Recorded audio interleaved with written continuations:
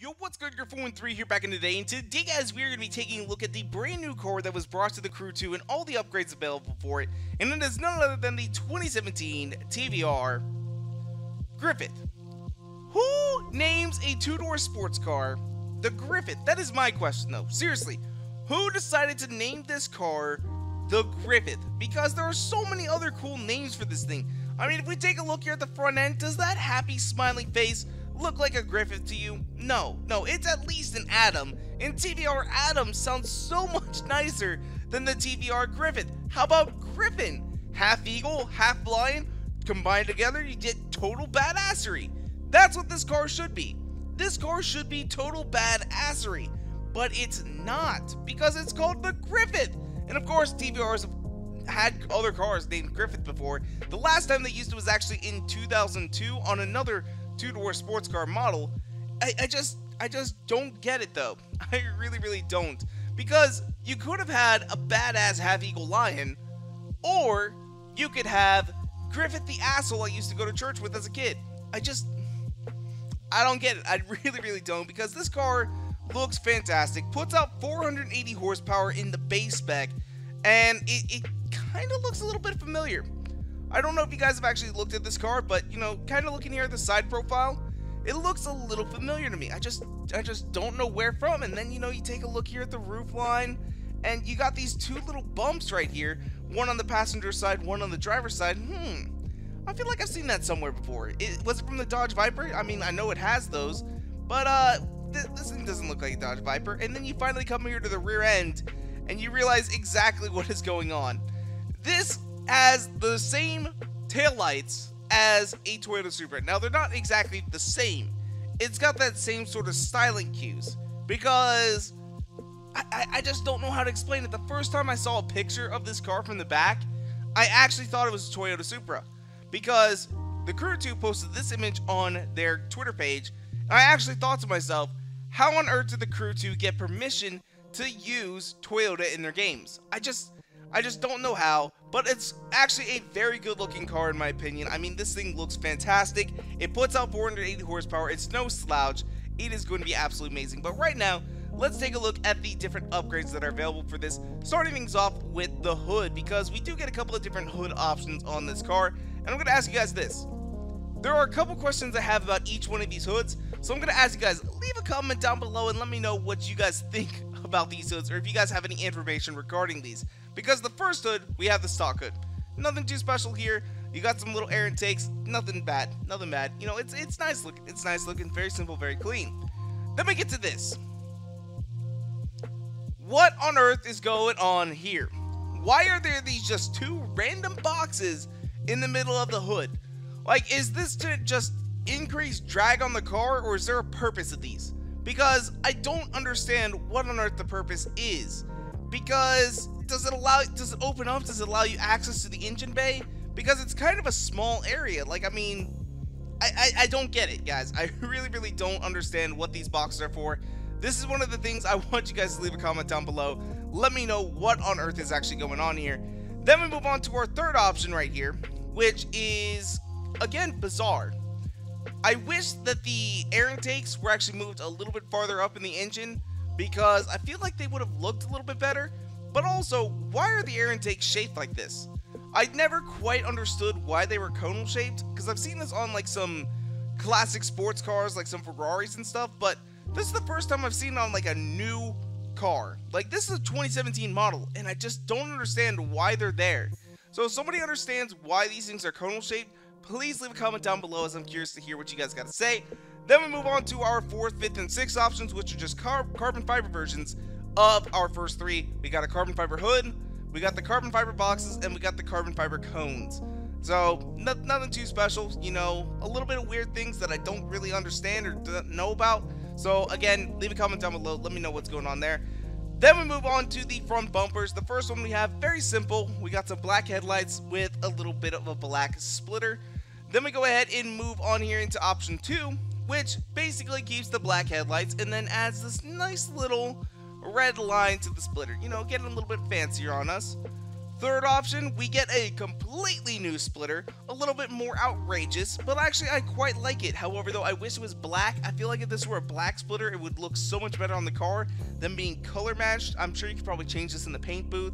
Then finally we have our fourth option, which is my favorite, which adds a new splitter, gets a little bit fancy as it adds that red line, some front cannons and a tow hook, and we keep our black headlights.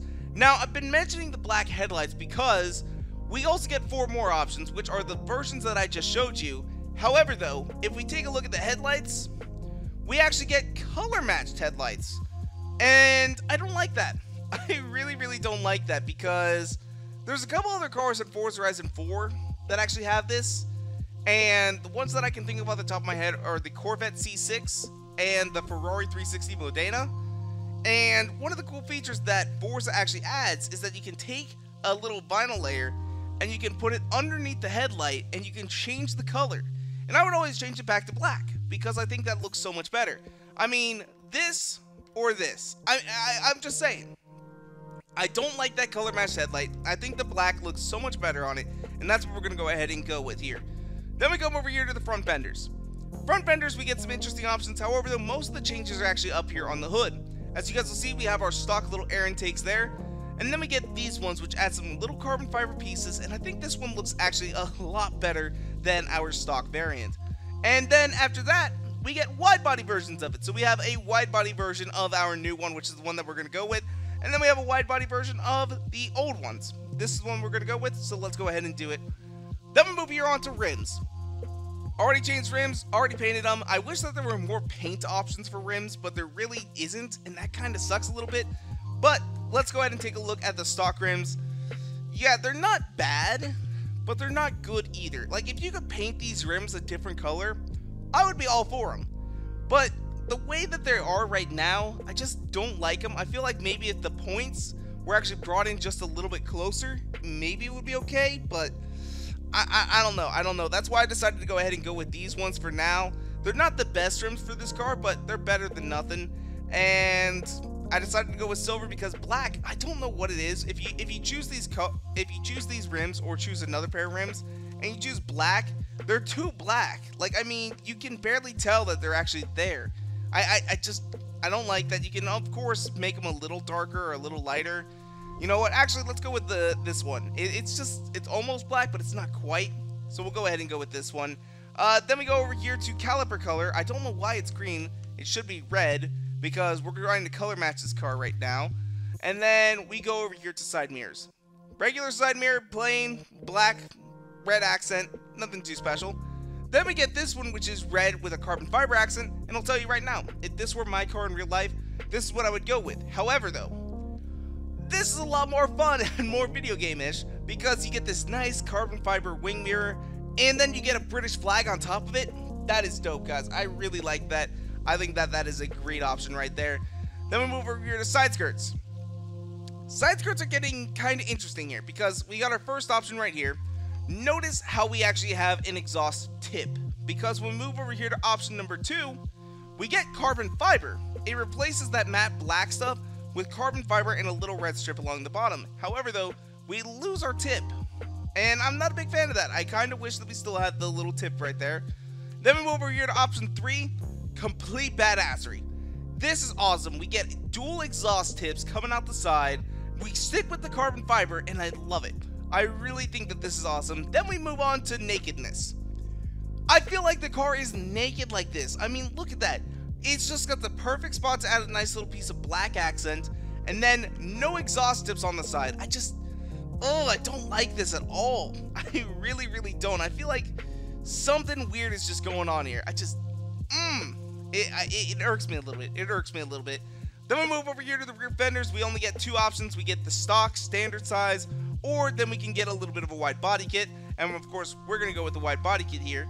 Then we move over here to rear wings. Now, we do get some options here. Our first option being a carbon fiber trunk lid. Then we move over here, and I don't like this either.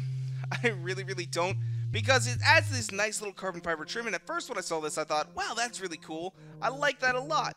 But then you actually notice that there's a clear plastic piece in between each of the carbon fiber pieces. oh, in my opinion, I don't really like that. I've been seeing this in more and more racing games, and I don't know if this is a trend that's starting to come around, but I really don't. Like, if somebody were to give this wing to me to put on my car, I would put on the whole wing except for the plastic piece. I would unbolt the plastic piece and just keep the carbon fiber bits, because I think it actually looks kind of cool that way. But I don't like that plastic piece in the way. It just, I don't get it. I don't get it. Then we come over here and we get a very simple race wing. This is kind of reminiscent of the Forza wing that's on every car in the game. And then finally we get this one, which is an option that I really don't like. I kind of wish how this wing would have been done. I wish it would have been coming out where the Crew 2 license plate is, and then sort of upturned like a race car. But no, instead they decided to do this. And the fact that they're mounting on top of the wing instead of beneath it, I don't like that either. So we're going to go ahead and go with this race wing. I think this one looks the best. I know this one's a little bit bigger, but this one looks better. This one looks better in my opinion. Then we finally come here to the rear bumper. Our first option right here, we switch it over to carbon fiber and add a nice little red strip. And after that, we add this one right here, which honestly is, in my opinion, is the best one out there. You get a nice little red trim piece, like right there along the bottom, and then as well in the diffuser. I don't really know what that little section is there with all the holes in it. I don't know what that little piece is called, if that's a tail light or whatever it is. I think that actually looks really, really cool. Then we move over here and we get this piece. I don't know. I feel like somebody's like tried to make boats out of this. Like I just, the fins on the bottom of the diffuser, I'm not a big fan of. Then we go into our next option, which is back to stock, but we add these weird covers over the taillights. Yeah, that's an interesting thing there. Not a big fan of that. I like this stock one. It's not too bad, but this is my favorite one out of these, so this is the one that we're going to go with. I really like that. I like the way the taillights look on this car. It's very reminiscent of the Supra, and I feel like this is one of the closest things that we're going to get to the new Toyota Supra until we get a BMW Z4 confirmation in like Forza or the Crew 2 or whatever game it actually comes out in. I feel like, you know, we could see the BMW Z4 in a future game, but right now with the way Toyota's been going, this might be the closest that we ever get. This really might be the closest that we get to the new Supra, which kind of sucks because this thing looks absolutely awesome. I really like this car, but I also really like the Toyota Supra. They're completely different motors, completely different cars overall, but this one does have a little bit of the styling cues from the Toyota that I really like, but what can you do? What can you do? Anyway, though, I think that's what we're going to do and wrap things up for today. If you guys want to, you can follow me on Twitter and Instagram at twitter.com/Griffith113 and Instagram.com/Griffith113. And if you guys like this video, go and make sure to hit that like button down below for us, because you guys already know your support is so greatly appreciated. And make sure to subscribe for more videos coming out all the time. Thank you guys so much for watching. Peace out.